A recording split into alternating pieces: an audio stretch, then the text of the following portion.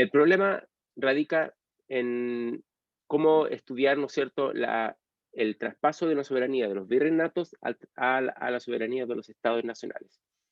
Y cómo ese traspaso de soberanía se va a fundar, como lo hemos visto acá, en algo bien paradójico, porque se va a fundar en la propia legitimidad del antiguo régimen o del periodo colonial. Entonces, cómo la legitimidad del periodo colonial es asumida por los nuevos estados, cuando los nuevos estados se construyen, se erigen y se legitiman sobre la base de una diferenciación y una suerte de superación de los virreinatos o del periodo colonial. Entonces, ahí hay un problema que tenemos que revisar, en el sentido de que las nuevas repúblicas hispanoamericanas no heredan la soberanía de las monarquías y tuvieron que reconstruirla desde dentro. Eso es lo que hemos estado revisando en esta clase, ¿no?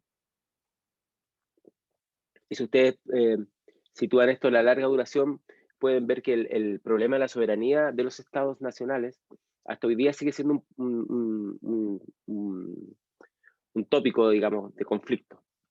Eh, Sobre todo cuando los estados nacionales empiezan a tener una administración territorial más allá del espacio urbano, que fue el que siempre fue construido incluso desde el siglo XIX, como lo vamos a ver acá. Ocupa un papel muy importante. Cuando el Estado Nacional entra en otros lugares, fuera del espacio urbano de las grandes ciudades o de las ciudades cabecera, como se conocían en el siglo XIX, entonces se va a instalar nuevamente el problema de la legitimidad de esta soberanía. ¿Mm? Y es puesta en duda hasta hoy día. Uno podría ver lo que pasa en el norte de México, lo que pasa en algunos lugares, digamos, también de América, lo que pasó en Colombia durante mucho tiempo, en el pleno siglo XX, digamos, es en el fondo un cuestionamiento de la legitimidad de la soberanía del Estado Nacional para poder gobernar en esos lugares. Entonces hay un problema que creo que es un tópico de larga duración que para entenderlo uno tiene que entender este momento, porque este es el momento que germina ese problema y uno lo puede seguir después con todas sus diferencias, por supuesto, a través del tiempo. Por lo tanto, las nuevas repúblicas hispanoamericanas hacen suyas los nuevos y viejos poderes territoriales. O sea, no es una mezcla en sí misma, no es eh, una suerte de síntesis o algo sincrético, sino más bien eh, es algo que se construye en base a la posibilidad de estar en un nuevo periodo, es un periodo republicano, pero sobre la base de la legitimidad y las formas de sociabilidad del periodo anterior. Mm, esto es bien difícil de entender porque uno podría pensar que es una superación la república de la monarquía, o podría pensarse que con la república se construye todo ex nihilo, o sea, desde cero vamos a mirar eso respecto al tema constitucional, por ejemplo, para revisar en qué tan de cero, ¿no es cierto?, parte las nuevas repúblicas.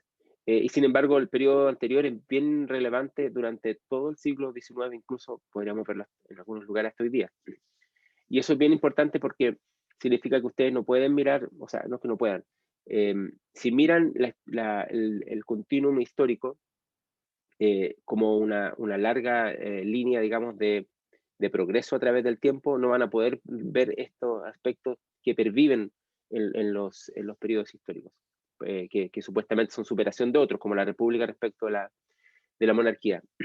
Entonces, hay que mirar esto como temporalidades que en el fondo se están entremezclando, se están contradiciendo entre sí, y por eso también generan conflicto. En algún momento impone una, en algún momento se impone otra. Y en verdad, cuando uno mira su propia historicidad en la que uno vive, se puede dar cuenta que perviven varios tiempos en un mismo lugar.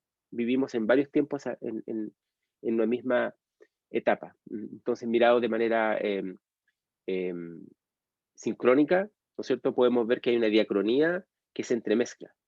Uno podría mirarlo de esa manera. Y bueno, ahí hay una discusión filosófica bien interesante que si alguno de ustedes se interesa lo podemos conversar en algún momento, que tiene que ver también incluso con una discusión crítica sobre Hegel que se hace desde hoy día, ¿no? Entonces, bueno, pero eso es otro tema. Entonces, se entremezclan las temporalidades, la sincronía, la diacronía, se entremezclan, digamos, para darle una suerte de continuidad al poder legítimo. Eso es lo que importa. lo que importa es darle legitimidad a este poder, y por lo tanto se dan estos aspectos que son tan contradictorios visto desde hoy día, digamos. Bueno, pero lo que yo quiero que hoy día revisemos son las implicancias que tuvo el hecho de que el rey abdicara. Y esto que está en la literatura, ¿no es cierto?, del que ustedes han revisado, vamos a mirarlo hoy día con más detalle. Lo primero que se ha articulado para entender los problemas que ocurren tras 1808, cuando el rey abdica, es la vacatio regis, es decir, la ausencia del soberano. Nunca en Europa se había articulado, digamos, una cesión de territorio o de potestad, de poder, sin una guerra por medio, es decir, que un rey le arrebatara a otro el poder, o a partir de alianzas familiares, que es lo que permite, ¿no es cierto?, de alguna manera que se eviten las guerras. Es decir, y de hecho, si uno mira la monarquía, incluso hasta hoy día, en Europa puede ver, digamos, que las alianzas familiares juegan un papel más importante que las guerras, ¿no? De hecho, ¿no? El principio acá irrenunciable es que el rey, evidentemente, no puede, de mutuo propio, ¿no es cierto?, dejar el poder. Y acá la literatura advierte una diferencia entre el rey como persona física y el rey como persona jurídica. Entonces, como persona jurídica, el rey, de alguna forma, es la propia institucionalidad. Eso a veces uno no lo entiende porque no ha vivido sobre todo cuando no ha vivido en lugares donde todavía existen monarquías, pero para las personas que viven en una monarquía o que han tenido esa experiencia lo pueden entender.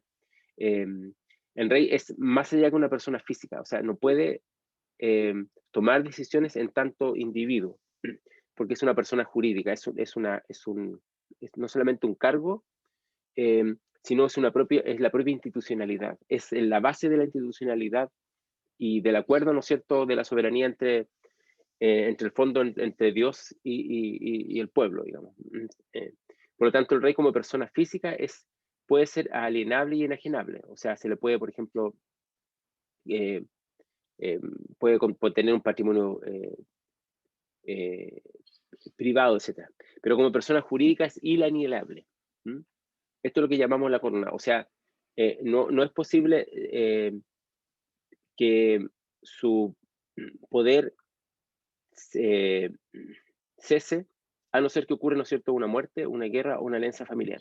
En ese sentido, como persona y individuo, no puede hacer uso del rey como persona jurídica. No puede intervenir en la corona como persona jurídica porque es inalienable.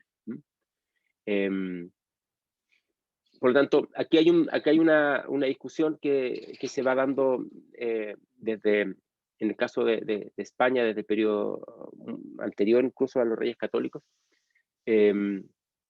y es un sustrato jurídico sobre el cual se fue construyendo, ¿no es cierto?, todo el imperio español. Entonces, primero ustedes tendrían que diferenciar al rey como dije, persona física o como individuo, diríamos hoy día, del rey como persona jurídica. Son elementos distintos. El rey como persona jurídica no puede hacer lo que hizo Fernando VII, y eso es el gran problema, ¿no es cierto? En la medida en que los Borbones no respetan este principio de la vacatio regis, todo el acto mismo de la abdicación es ilegítimo. Por lo tanto, todo lo que se puede haber construido posteriormente también puede serlo.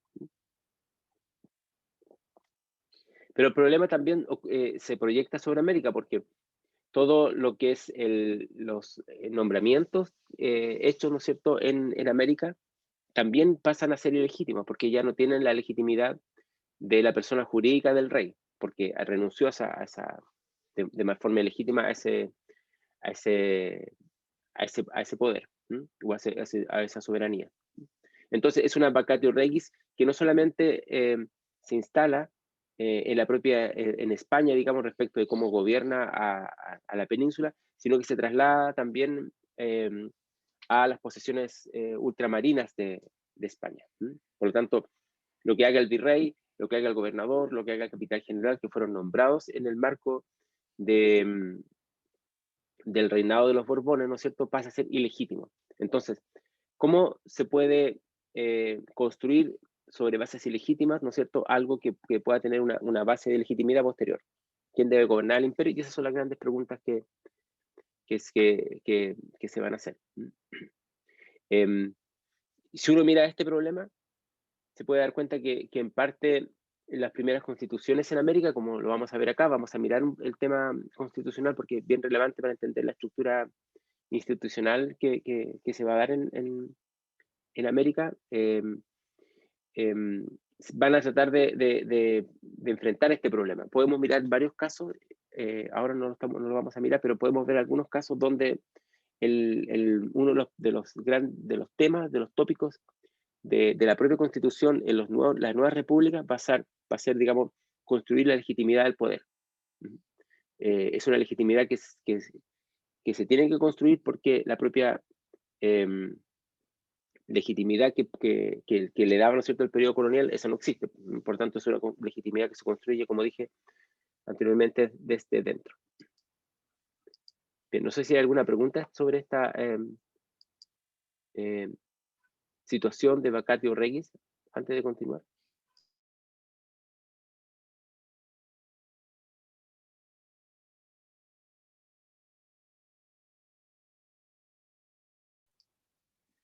Bueno, imagino que está claro porque lo hemos discutido también en otros momentos.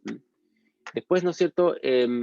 Lo otro que se ha discutido acá, ¿no es cierto?, es la vacatio legis, es decir, una especie de vacío legal, y cómo ese vacío legal hizo, ¿no es cierto?, que la soberanía sufriera un proceso de retroversión, es decir, de volver a un tipo de soberanía antes de la soberanía de la monarquía como se conocía, ¿no es cierto?, a principios del siglo XIX. Los funcionarios de nombramiento regio, entonces, como había dicho, no tuvieron autoridad y legitimidad reconocida, como por ejemplo los gobernadores, los virreyes en América. Entonces la pregunta es quién va a gobernar ahora. Esto deja claramente en evidencia que el conflicto de legalidad en América fue un problema global, no se resolvió localmente, ni podía resolverse tampoco de esa manera, sino que tenía que pasar de alguna forma por una discusión que se diera a nivel de todo el imperio, el imperio español. Quiero dejar esto muy, muy claro porque significa que las Cortes de Cádiz, por ejemplo, van a jugar un papel bien importante en el propio transcurso y el devenir de la independencia o la emancipación en América. Y también las Cortes de Cádiz van a jugar un papel respecto a las constituciones políticas americanas, que muchas de ellas, en el caso de México, se ve bastante claro en el inicio. Esto va a cambiar porque las constituciones americanas van a tener varias modificaciones y cambios muy drásticos incluso en el propio siglo XIX, pero es evidente, ¿no es cierto?, que como problema de legalidad se tuvo que enfrentar de forma, digamos, por así decirlo, en los espacios del imperio en sí mismo, no más allá de una localidad. O sea, no era Guatemala, no era México, no era La Plata o Paraguay que tenía que ver el problema en sí mismo, sino que es un problema que se ve a nivel, diríamos hoy día, a nivel global. Entonces, aquí va a ser bien relevante no solo lo que hagan algunos lugares en América que van a tener una repercusión en otros, lo que se hace en México, por ejemplo, o lo que actualmente es Venezuela o en Argentina, va a repercutir también sobre otros lugares. Estamos hablando solamente de Hispanoamérica. El caso, como dije, el caso de Brasil lo vamos a mirar después porque es otro caso. Sino también va a tener una gran importancia lo que está ocurriendo en este momento en Cádiz, en la propia España. Entonces va a haber una circulación de alguna manera de ideas que va a englobar a todo lo que era el imperio español. Este problema de legitimidad ya tuvo una repercusión inmediata cuando se supo, digamos, porque como recordarán ustedes, las noticias no viajaban de la misma manera a todas las partes del imperio por un tema antes del telégrafo, digamos, las noticias viajaban de una manera muy desigual.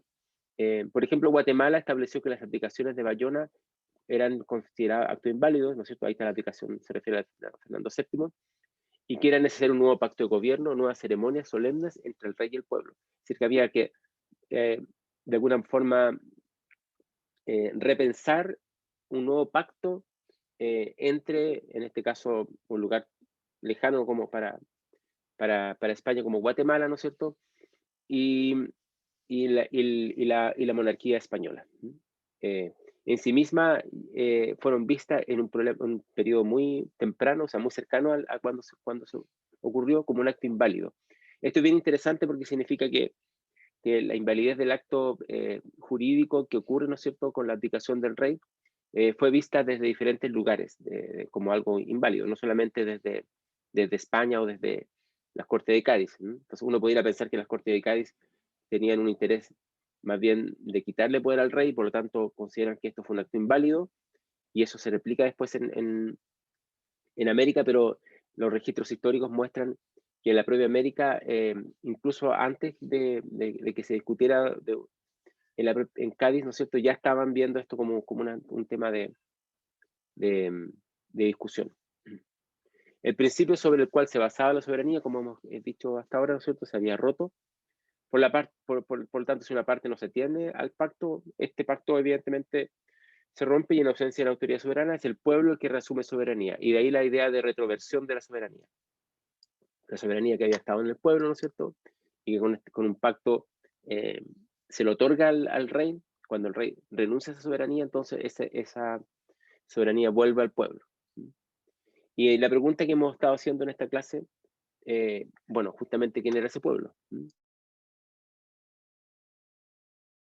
Y hemos tratado de no asumir una actitud, digamos, anacrónica, y decir que el pueblo es lo que hoy día entendemos por pueblo, más bien el mundo popular, en fin, sino que el pueblo era algo bien concreto en 1808, como lo hemos dicho varias veces en esta clase. Eran los cabildos, eran las corporaciones, las juntas, lo que se llamaba los cuerpos intermedios de la sociedad, que muchos de ellos están pensados y organizados en términos de las propias ciudades, en términos urbanos. Y esto es bien interesante porque no siempre se afirma, aunque la literatura que yo les puse acá lo trata, el papel que juega el elemento urbano en la definición también de lo que es la propia soberanía.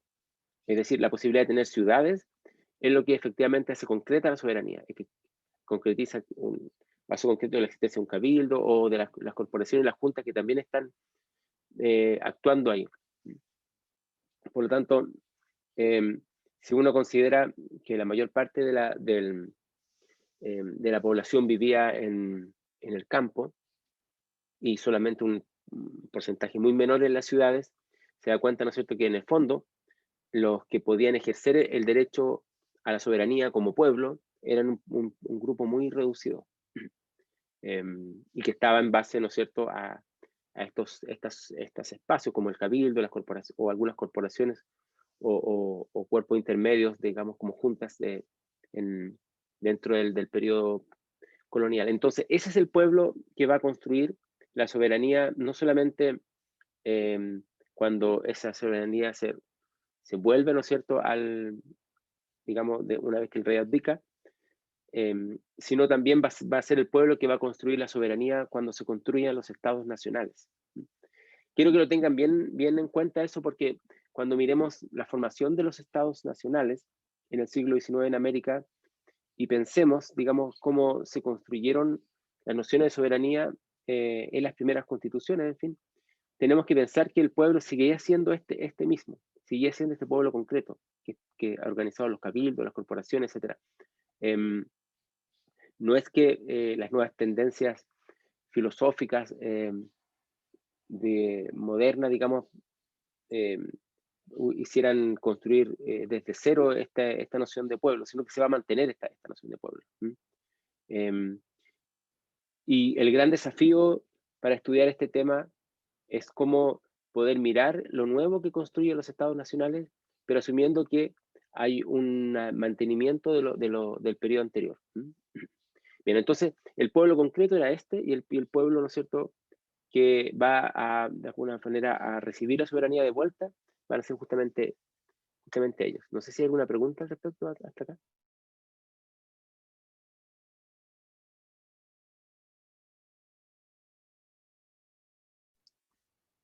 Ok, entonces,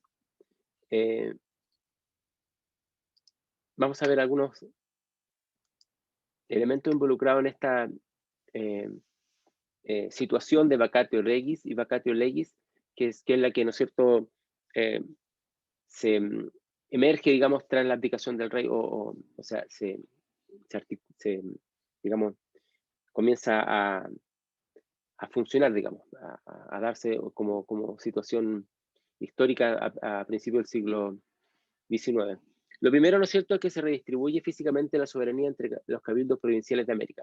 Nuevamente acá, los cabildos van a ser la institución que de alguna manera va a representar este pueblo concreto. Ya lo habíamos visto, ¿no es cierto?, que el pueblo en sí mismo, ¿no es cierto?, concreto, ¿no es cierto?, eran justamente estos. Entonces, los cabildos van a recibir la soberanía como una forma, digamos, comillas, natural dentro de la estructura jurídica, digamos, hispánica, y por lo tanto van a tener un rol muy relevante. Por eso uno debe entender que lo primero que hacen los cabildos es hacer un acto jurídico y hacer, ¿no es cierto?, los cabildos abiertos para, ¿no es cierto?, la población que es el pueblo, que cabía, ¿no es cierto?, como hemos visto en el caso de Chile, en una sola casa, prácticamente, que son varones, digamos, evidentemente vecinos de la ciudad y criollos. Entonces, el cabildo abierto y el organizar, digamos, una gobernabilidad tras tras la abdicación del rey va a ser el primer acto de soberanía que van a tener, ¿no es cierto?, lo que van a hacer posteriormente los estados nacionales en América. Y eso es bien importante, pensar el cabildo como un acto jurídico. Y esto empujó a otros cabildos, ¿no es cierto?, esta idea de que los cabildos tienen que posesionarse como dentro del espacio de la soberanía, posicionó, ¿no es cierto?, a ganar o lo instó a ganar una posición de igualdad con las antiguas ciudades cabeceras. Y ahí se dan los primeros conflictos que van a ser denominados durante el siglo XX, cuando se estudió esto, ¿no es cierto?, como las guerras civiles. Y en el fondo, creo que lo he mencionado ya acá, las guerras civiles no son otra cosa que el conflicto entre ciudades, entre las ciudades cabeceras, que de alguna manera sienten que son las herederas de la soberanía como se había articulado en el antiguo régimen, y otras ciudades que por distintas circunstancias, económicas principalmente, o de posición geopolítica, porque esto va cambiando a través del tiempo, bueno, ambas cosas, ¿no? Pueden, ¿no es cierto?, sentir que tienen la posibilidad de disputarle esa soberanía, y eso se va a dar en algunos países con más fuerza, en otros con menos fuerza. La historiografía con una perspectiva más bien nacionalista ha tendido a minimizar o a maximizar digamos, exagerar esos problemas, ¿no es cierto? En el caso de Chile, por ejemplo, más bien se ha minimizado y uno supone que guerras civiles hubo recién a fines del siglo XIX con lo que es Balmaceda, pero ya ha estado estudiado, ¿no es cierto?, desde el siglo XIX el conflicto entre Santiago y Concepción, por ejemplo, o el papel que jugaba Copiapó, u otros lugares, digamos, que llevaron a conflictos bélicos, que perfectamente pueden ser considerados como guerras civiles, por un lado, o simplemente como conflictos entre cabildos que tratan de alguna forma de posicionarse, como dice ahí, frente a las antiguas ciudades cabeceras. En el caso de Argentina ha sido más frecuente verlo, ¿no es cierto?, como guerras civiles, porque no está articulado solamente con ciudades cabeceras, sino que también con visiones respecto de quién tenía o podía ejercer la soberanía con más fuerza, si es los sectores vinculados al, digamos, al Atlántico, o los sectores del interior. Y dentro del interior, qué ciudades podían ser también, y eso tuvo connotaciones mucho más allá de una ciudad cabecera que disputa, ¿no es cierto?, con otras ciudades el poder, sino que también tuvo connotaciones de cómo se entendía la economía y también la política. Entonces va a tener un cariz mucho más asociado a lo que llamaríamos hoy una guerra civil. Pero no hay que descartar el hecho que son problemas también entre ciudades que están disputándose el poder. Entonces, esto que los cabildos ganen una posición, ¿no es cierto?, que genere un conflicto con otro, ¿no es cierto?, va a ser uno de los temas que son muy relevantes para el siglo XIX, para la formación de los estados nacionales. Lo interesante acá, por otro lado, ¿no es cierto?, que la fuente de legitimidad, que de alguna forma articula, ¿no es cierto?, la manera de entender la soberanía de los estados nacionales incluso, van a ser las 7 partidas. Es decir, una tradición medieval española en gran parte va a ser la base para la construcción de los nuevos estados nacionales totalmente modernos. Entonces, eso deja muy claro, ¿no es cierto?, cómo las temporalidades se traslapan, digamos, se mezclan entre sí.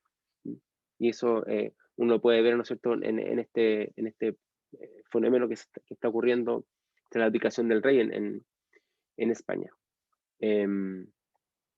Ahora, esto no es simplemente que los antiguos derechos, ¿no es cierto?, se pasen como en el periodo medieval, sino que se dan en un nuevo contexto. Es decir, el nuevo contexto está dado por el papel que va a jugar España, ¿no es cierto?, a nivel global, por el interés que tienen los estados nacionales de abrirse a otras economías, ¿no es cierto?, y el papel que va a jugar Inglaterra acá va a ser bien relevante. Por lo tanto, no es simplemente una legitimidad fundada en un espacio jurídico medieval que retrotraiga, ¿no es cierto?, un poder tal y como se daba, ¿no es cierto?, en el periodo medieval, sino que va a ser reconstituido, ¿no es cierto?, en un nuevo contexto. Vamos a mirar ese nuevo contexto porque ese nuevo contexto es lo que permite entender la formación de los estados nacionales.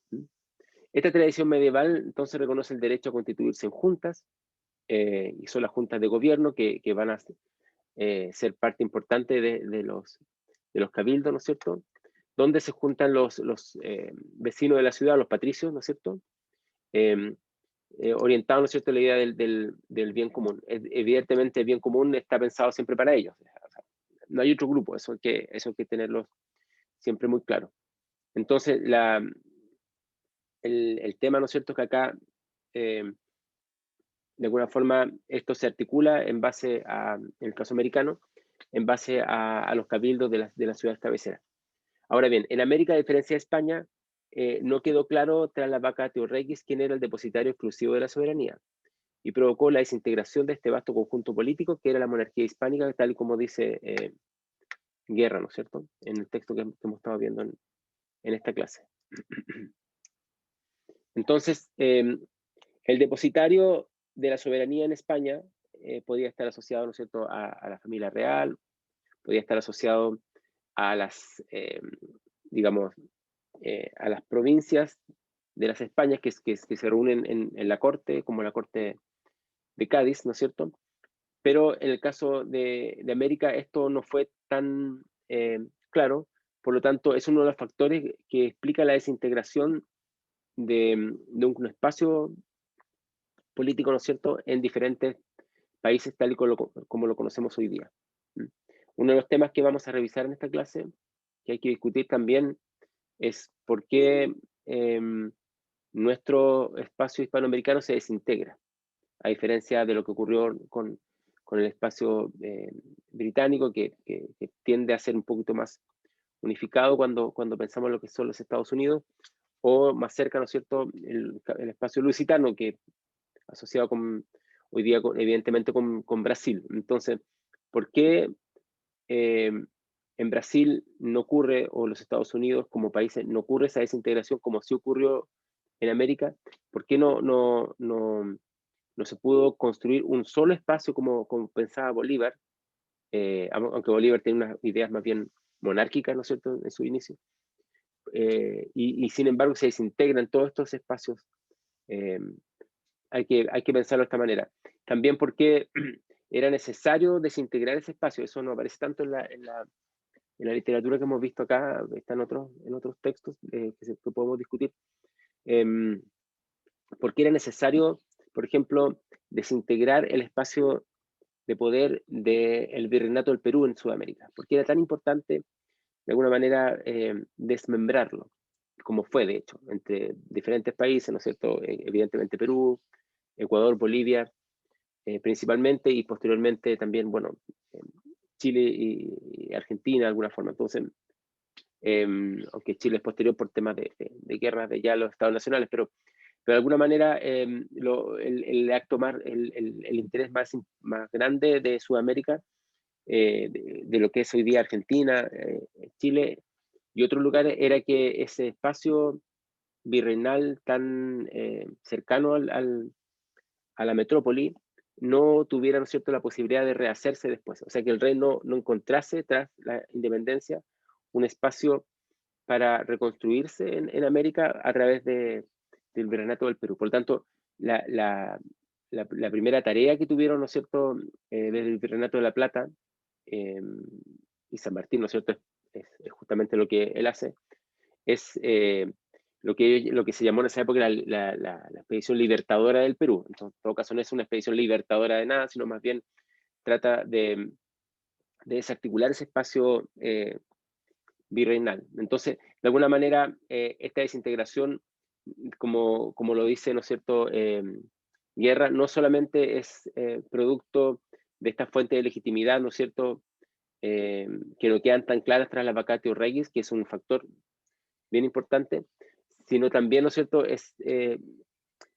fue necesaria de alguna forma para poder enfrentar a la posibilidad de que el rey volviera, ¿no es cierto?, a América. Y por ejemplo, también uno podría pensar por qué existe un país como Uruguay.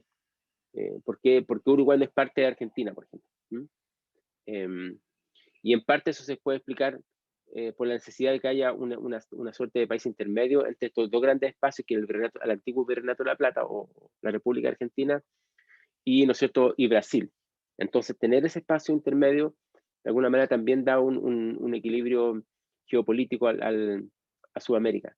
Entonces, todos esos elementos, dar un equilibrio geopolítico, desarmar un espacio de poder que pudiera ser tomado eventualmente por el rey para reconstituirse, ¿no es cierto?, en América también ayudan y, y tienen una influencia grande en esta desintegración de este, como dice Guerra, este vasto conjunto político. Entonces, son varios los fenómenos que aquí se están, digamos,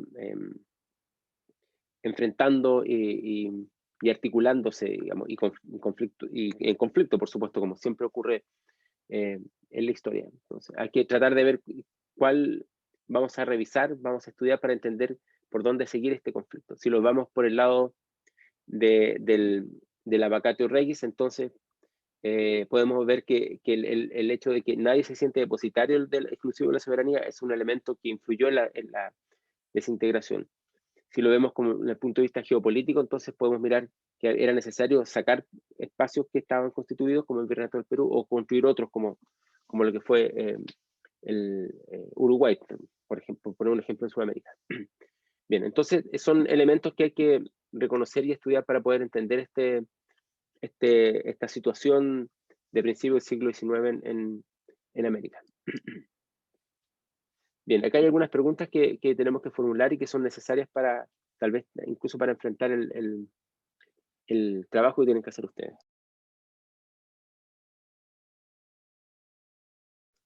Tal y como yo dije, ¿no es cierto?, anteriormente en clases, el papel que juegan las clases expositivas que estoy haciendo ahora es justamente para instalar la discusión y todo el resto ustedes lo construyen en la propia lectura de los textos, en su propia reflexión y las conversaciones que eventualmente, si necesitan, podemos tener de forma individual o como clase, digamos, sobre el tema. Por lo tanto, para mí es bien importante instalar las preguntas que podemos articular para hacer, digamos, esta lectura de los textos o esta discusión. Y aquí hay algunas preguntas que quiero que podamos situar. Primero, ¿cómo se dieron las dinámicas de desintegración de ese antiguo conjunto? Eso va a ayudar a explicar por qué se forman los estados nacionales. Como dije ya algunas, ¿no es cierto? Una dinámica de desintegración puede obedecer al hecho de impedir que el rey, ¿no es cierto?, vuelva a instalarse en América, por tanto había que desintegrarse de todo espacio, como el virreinato peruano.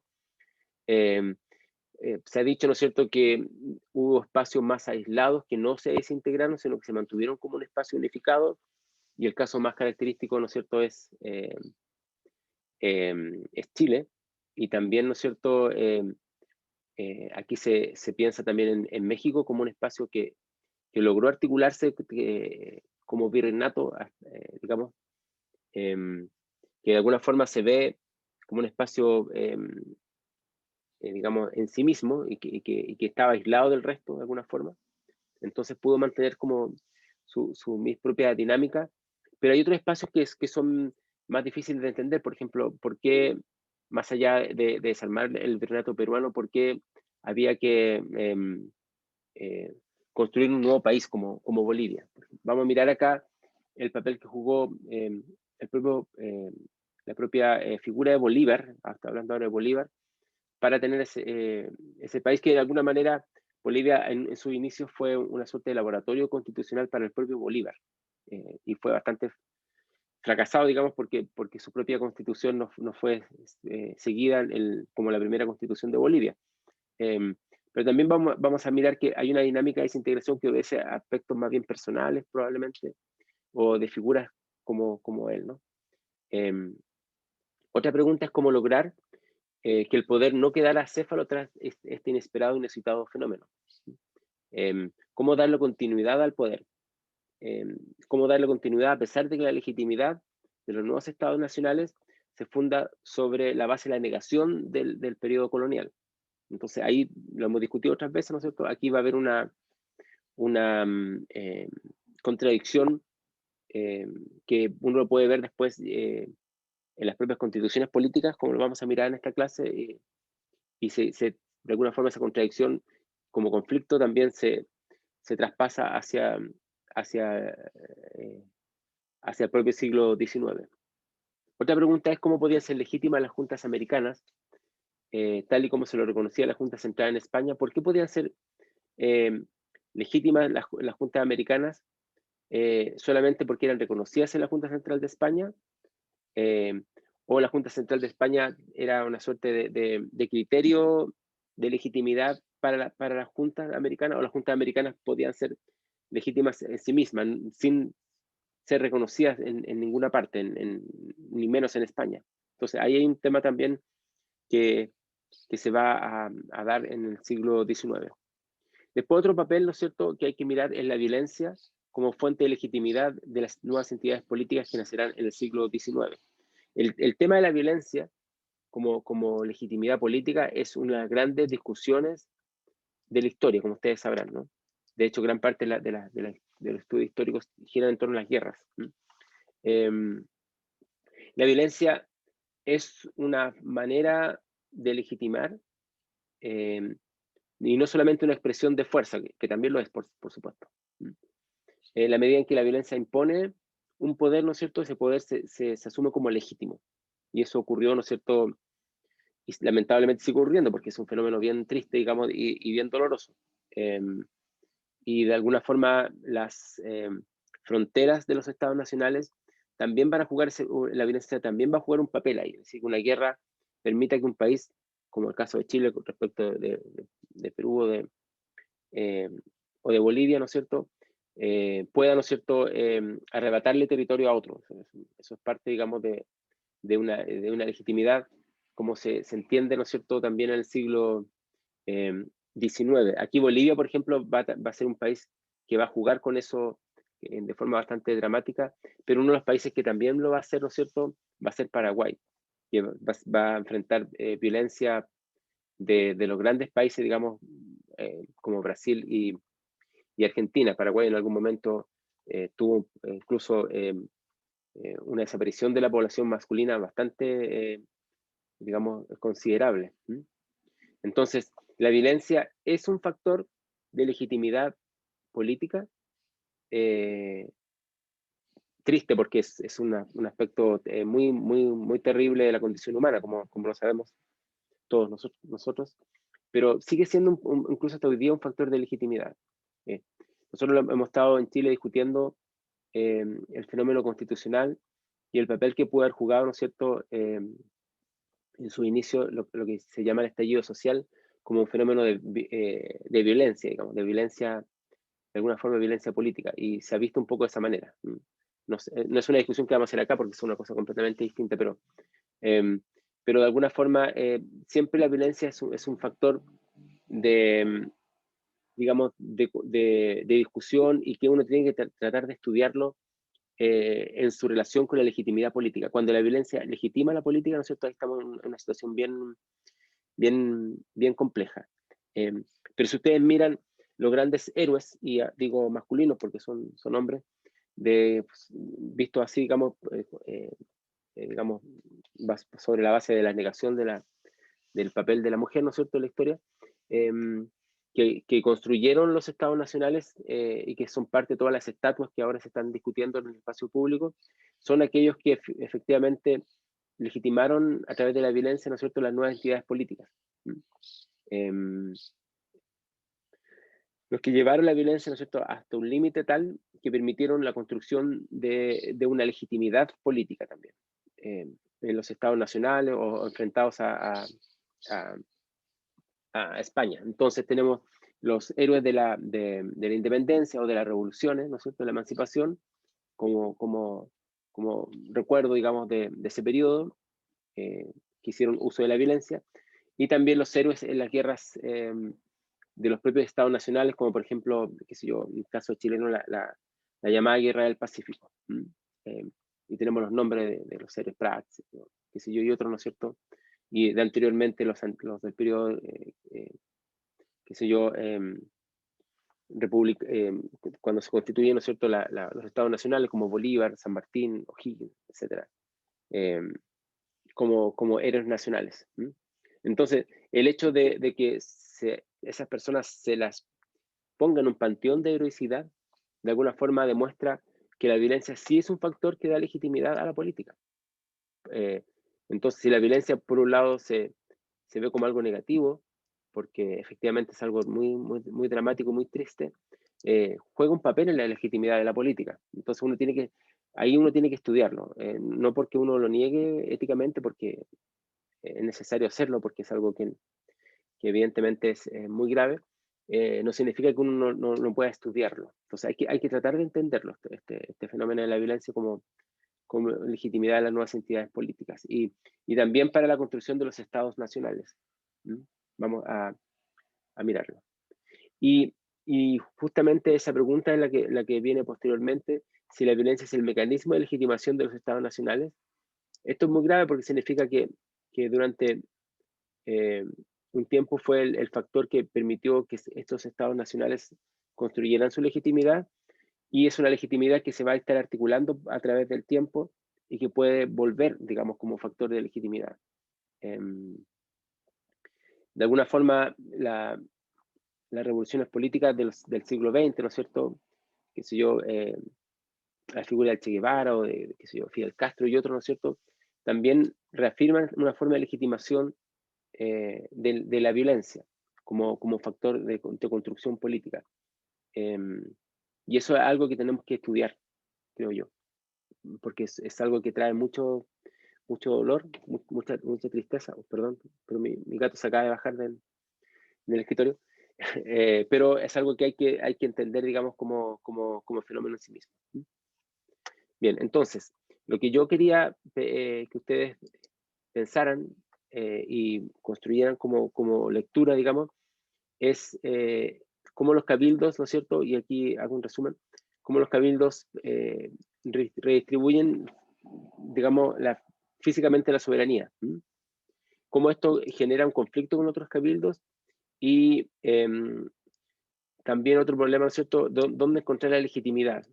Si la encontramos en las 7 partidas o, como he puesto acá, ¿no es cierto?, si la encontramos en la violencia como mecanismo de legitimidad. Va a ser la violencia como un mecanismo de legitimidad el que reemplace a los antiguos mecanismos, de acuerdo por las 7 partidas, de alguna forma. Bueno, también podemos decir que también hubo violencia entre medio, pero de alguna forma es un factor jurídico medieval que nosotros en América asumimos como propio, o vamos a encontrar la legitimación de los estados nacionales en la violencia como un factor fundamental. Y eso que hay que darle un poco una vuelta a este tema.